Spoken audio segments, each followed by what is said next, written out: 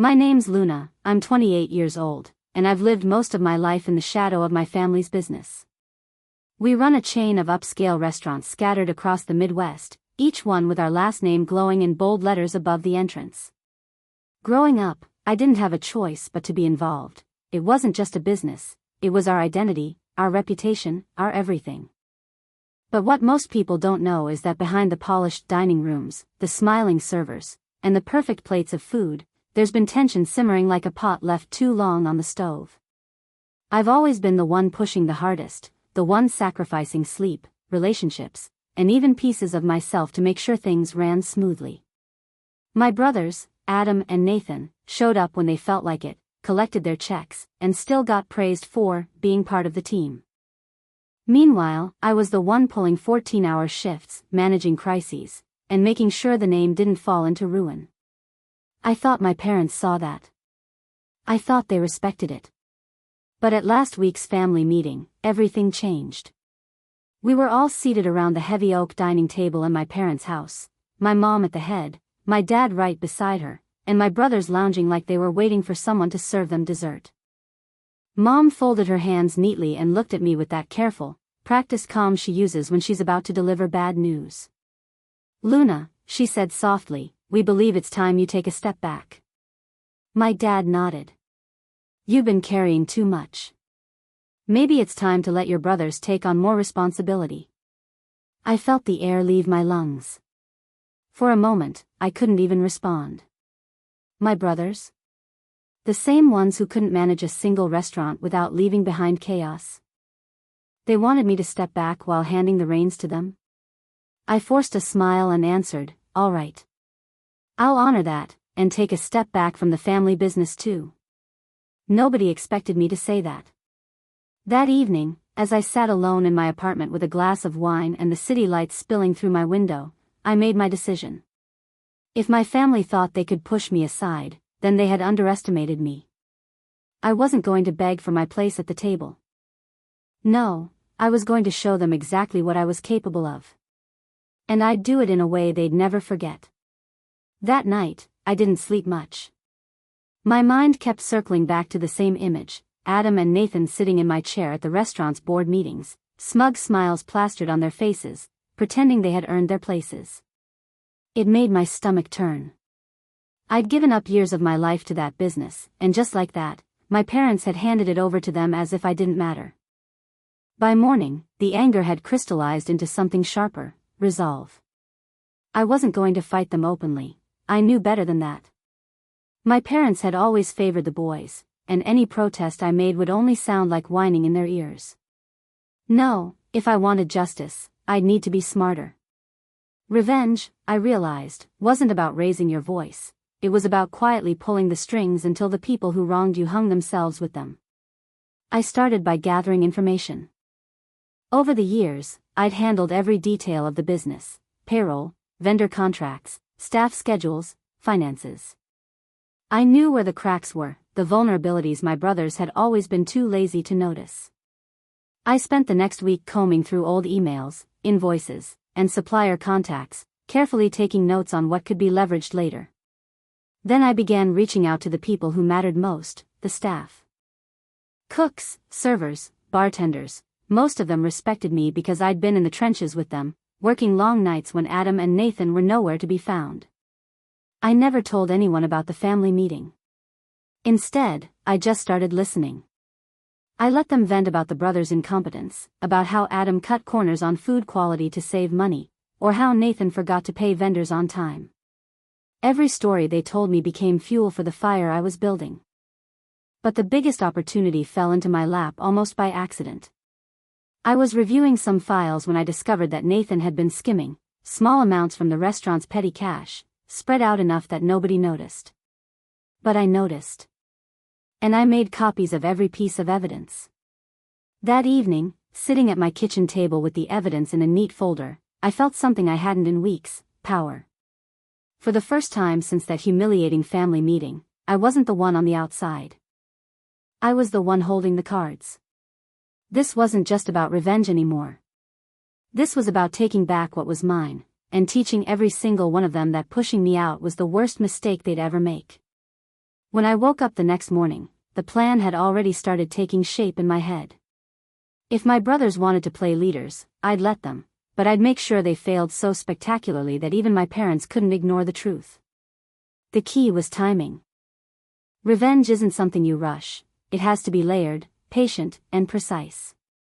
My first move was subtle.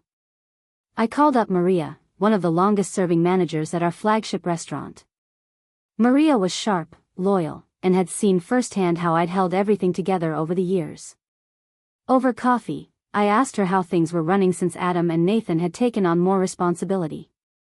She gave me a bitter laugh. "Luna, they don't even know the basics.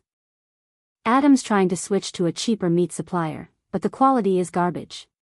Nathan keeps forgetting to approve payroll. I had 3 servers ready to walk out last week because their checks were late." I didn't say much, just nodded and let her talk. I wanted her to feel heard, but I also wanted her to know I was still watching, still present. By the time we finished, she leaned across the table and whispered, "We need you back." That was exactly what I wanted to hear. Over the next 2 weeks, I stayed close but not too close. I didn't interfere openly, instead, I became a quiet shadow. I checked in with vendors my brothers ignored, reminded staff of small policies they were forgetting, and made myself useful in ways my brothers never could. But every time I did, I made sure the credit went to them. That way, when they inevitably fumbled, the contrast would be stark. Meanwhile, I started working on the next layer of my plan, exposing Nathan's little side habit. I wasn't going to drop the evidence right away. No, if I did, my parents might brush it off as an accident, or worse, cover it up to protect him. I needed them to already doubt his competence before I revealed the truth. The opportunity came sooner than I expected. Adam had insisted on hosting a big promotional event at the downtown location, something flashy to draw in press and influencers. He overspent, overpromised, and underdelivered. The night of the event, I stood in the corner, unnoticed, as dishes came out late, drinks were botched, and guests complained loudly enough for reporters to scribble notes. By the end of the evening, half the articles online were mocking the restaurant instead of praising it. I didn't smile. Not outwardly. But inside, I felt it, a slow burn of satisfaction. One stumble down. Many more to go. The time was coming when I'd strike harder, and when I did, there would be no going back.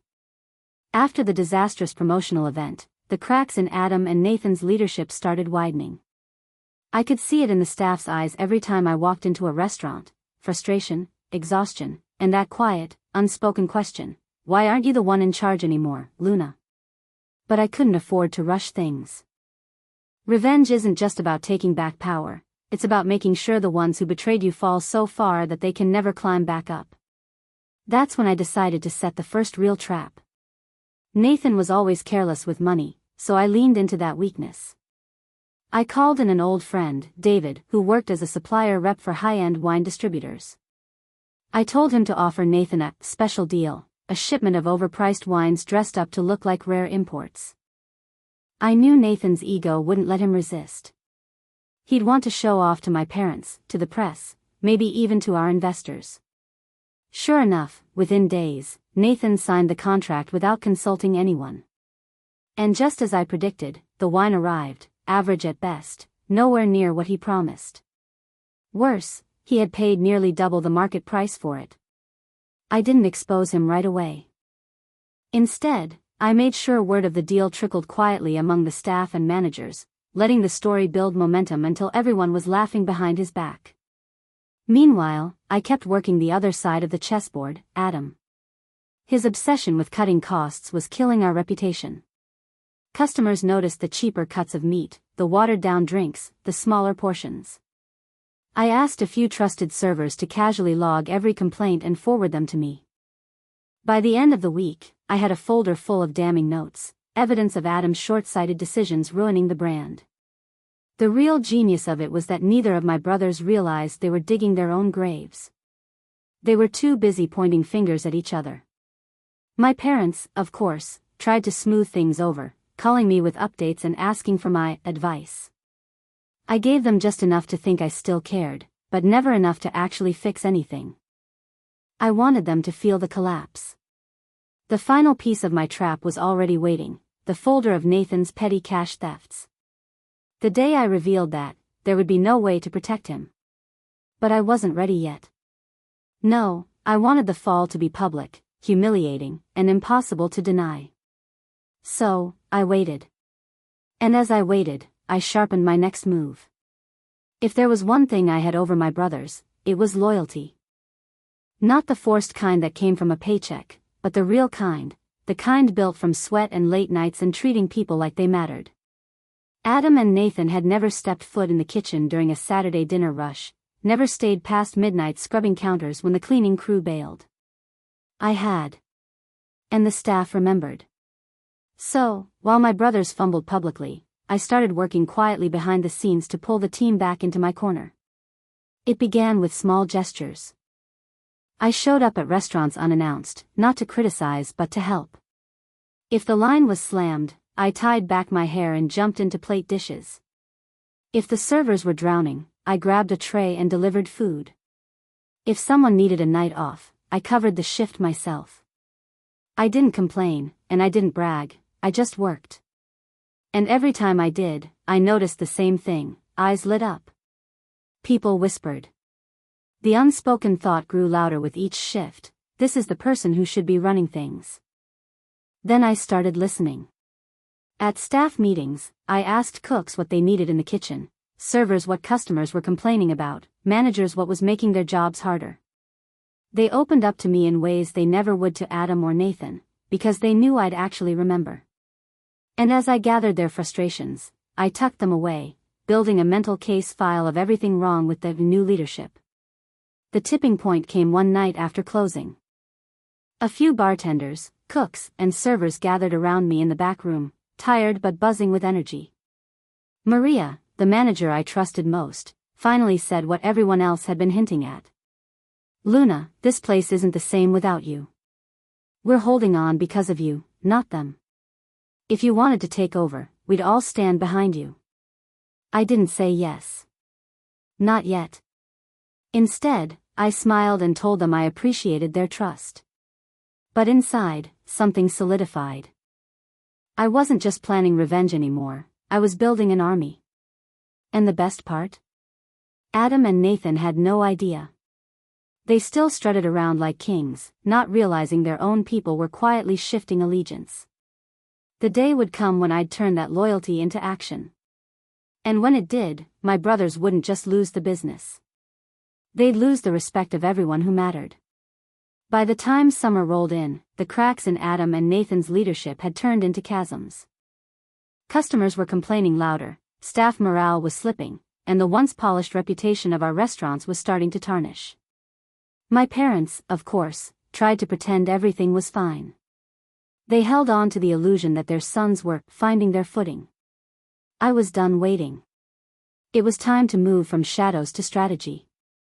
The first step was making their failures visible, not just to staff or customers, but to the people my parents actually listened to, investors, partners, and the press.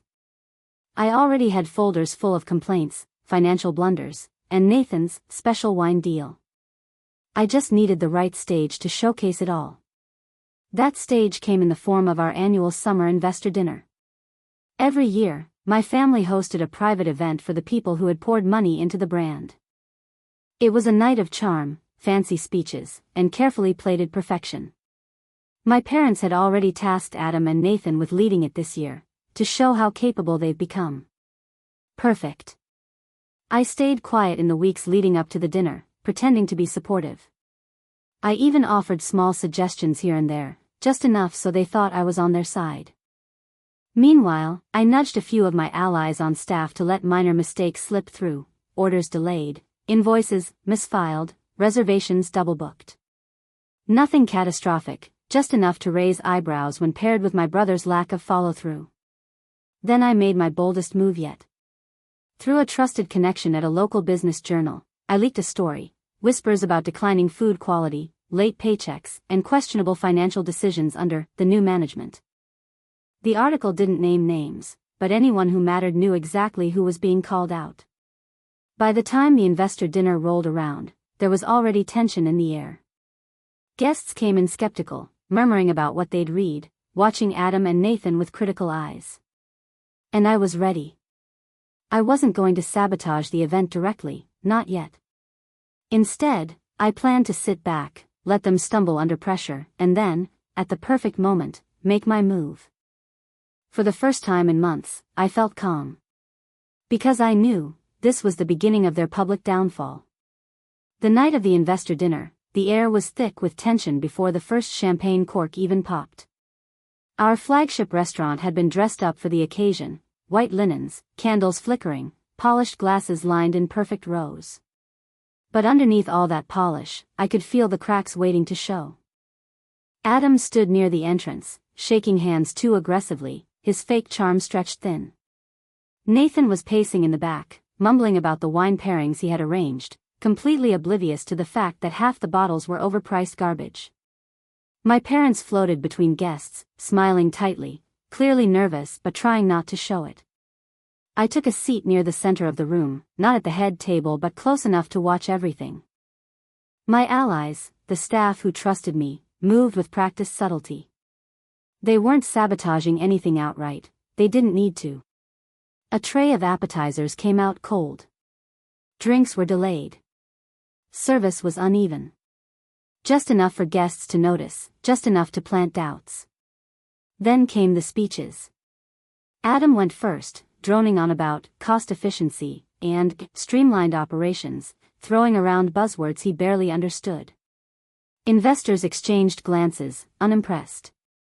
Nathan followed, boasting about the exclusive wine selection he had secured. I watched carefully as glasses were poured and sipped.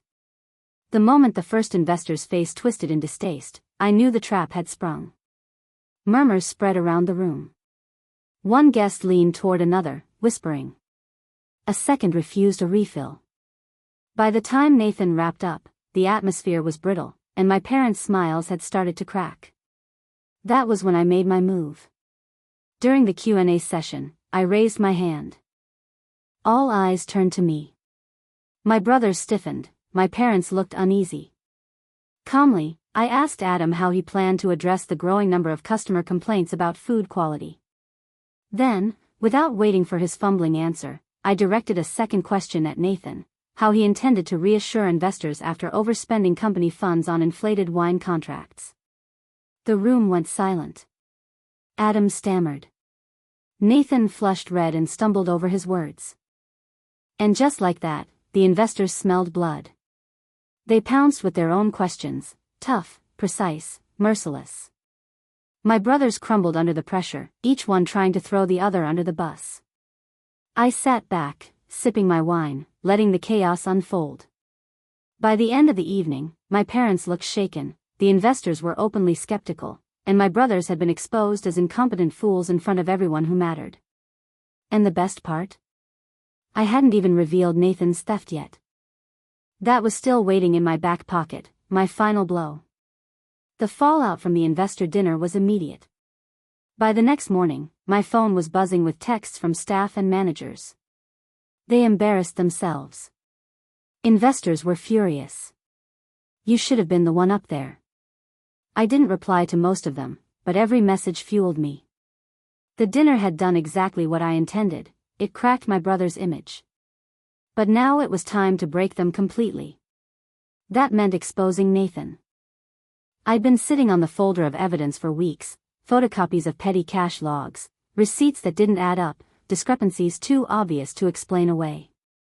I had even traced a couple of his withdrawals to nights out with his friends at expensive bars.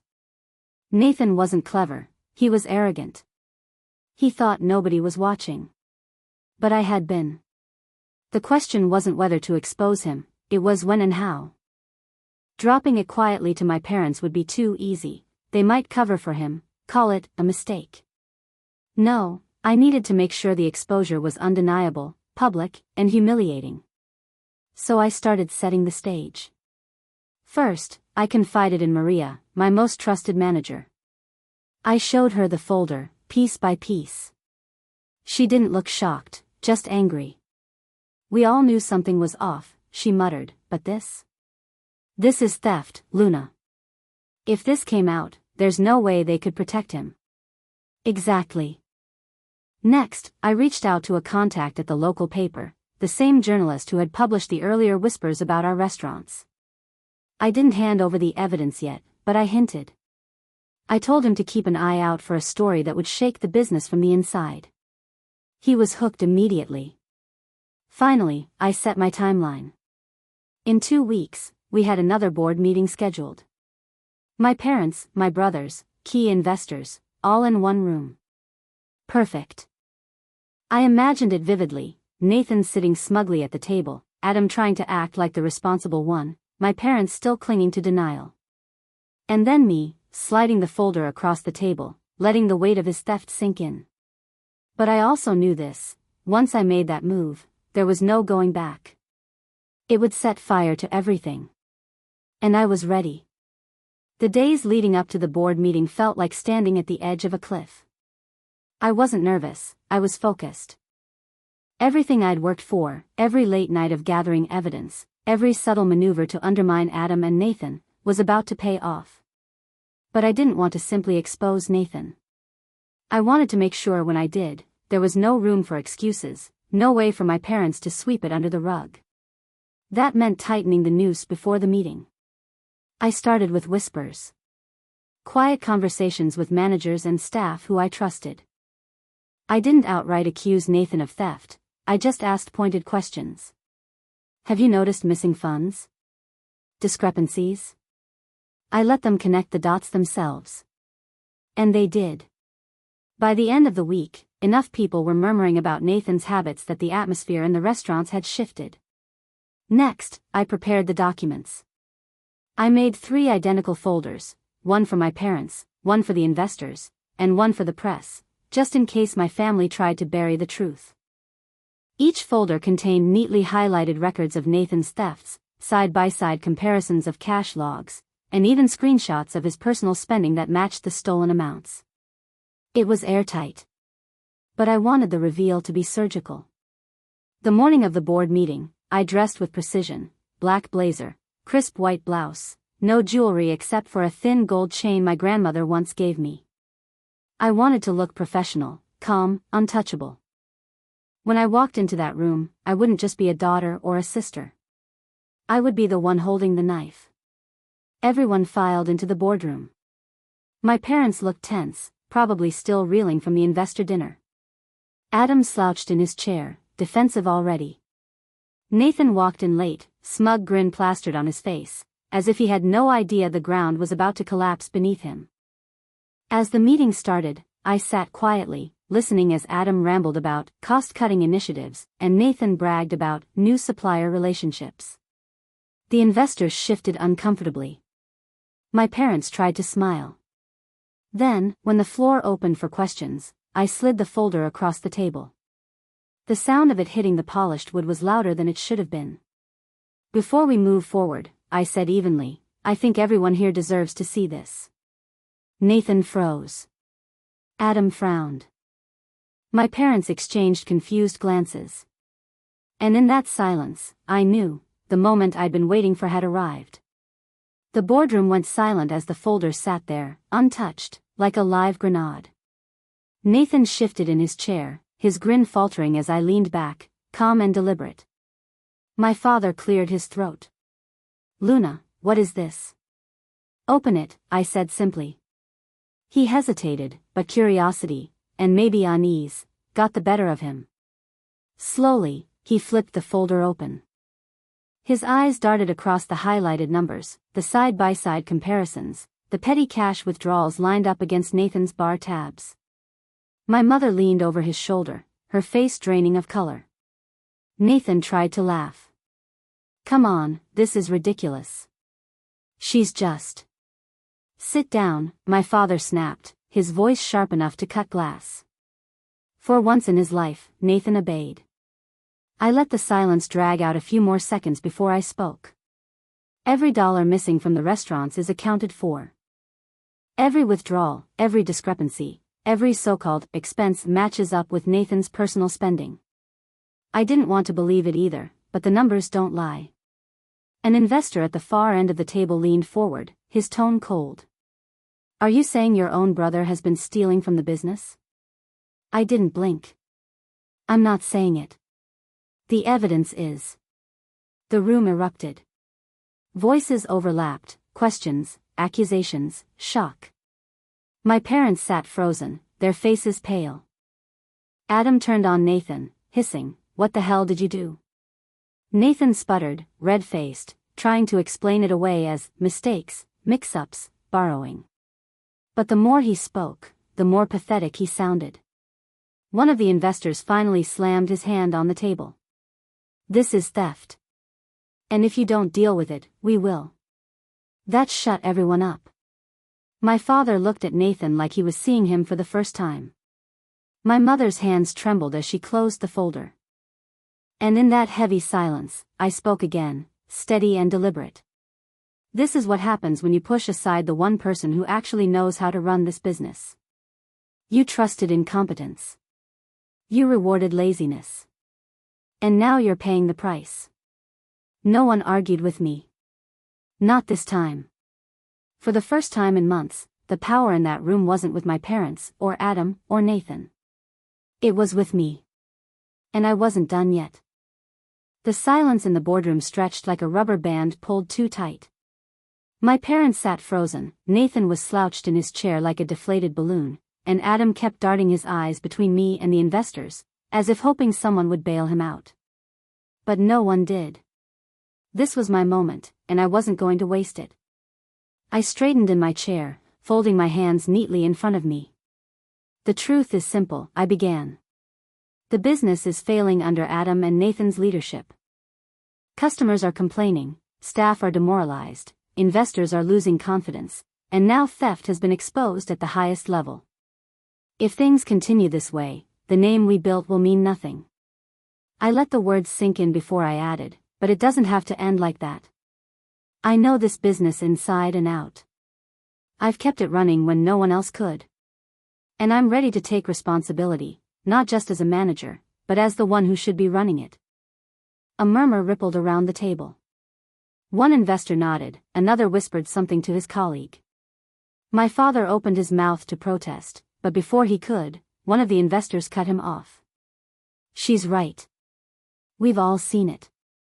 The only time this business was stable was when Luna was at the helm. My chest tightened, but I kept my face composed. This wasn't luck, it was the result of months of planning, of playing the long game. Adam slammed his hand on the table. You can't just take over. This isn't your decision. I turned to him, calm and cold. You're right. It's not my decision alone. It's theirs. I gestured to the investors. And they've already lost faith in you. Tell me, Adam, what do you think they'll choose? The man who cuts corners and drives customers away, or the woman who's kept this business alive despite being pushed out? Adam's face flushed with anger, but he had no answer. Then I looked at Nathan, who was still trying to avoid everyone's eyes. And you, I said, my voice cutting through the room. You've stolen from us. Lied to us. Do you even realize the damage you've done? Do you even care? He didn't respond. He couldn't. My father finally leaned back in his chair, rubbing his temples. He looked older in that moment, smaller somehow. If we hand this to you, Luna, there's no going back. Exactly, I replied. And maybe that's the point. For the first time, the balance of power had shifted. I could feel it. The room wasn't looking at Adam or Nathan anymore. They were looking at me. And I wasn't about to let the moment slip. The boardroom felt like it was holding its breath. My parents looked like they were standing on the edge of a cliff, Adam was red-faced and fuming, and Nathan just looked small, like a kid caught with his hand in the cookie jar. Then one of the investors, a sharp woman named Evelyn who had been with us since the early days, broke the silence. She tapped the folder with her manicured nails and said, "This is beyond family politics. This is negligence and theft. If you want us to continue backing this business, we need stability, and frankly, Luna is the only one in this room who has proven she can deliver it." Her words cut through the tension like a knife. Another investor, Mr. Green, leaned forward. "I agree. We've all noticed the decline since Adam and Nathan took over. Customer satisfaction is down. Costs are up. The brand is suffering. If something doesn't change, we'll be pulling out." I watched my parents flinch. For them, the investor support wasn't just about money, it was about reputation. Losing them would mean losing everything. Adam jumped in, desperate. "Look, the mistakes we've made, they're just part of the learning curve. We can fix it." "No," Evelyn said sharply. "We've given you time. We've given you chances. All you've done is squander them. If this were any other business, you'd both be gone already." Adam's mouth snapped shut. Then, slowly, every set of eyes turned to me. My parents included. I didn't smile. I didn't gloat. I kept my voice even, steady. "You don't need to drag this out. You have a choice: keep letting the business bleed under mismanagement, or let me step in and bring it back to where it should be." The investors didn't hesitate. One by one, they voiced their support for me. Evelyn. Green. Then two more. It wasn't unanimous, but it was enough. My father's hands clenched into fists. My mother's eyes glistened with something between anger and shame. And finally, my father said, his voice low, "If this is what the investors demand, then we'll step aside." Adam shot out of his chair. "This is insane. You can't just hand everything to her." But it was too late. The decision had been made. For the first time in my life, I wasn't just a part of the family business. I was in control of it. And I wasn't finished yet. Taking control of the business wasn't the end, it was just the beginning. My brothers weren't going to step aside quietly, and I knew my parents were still clinging to hope that somehow Adam and Nathan could redeem themselves. If I wanted to secure my place, I had to move quickly, tightening my grip before anyone could challenge me. The first step was practical: restructuring.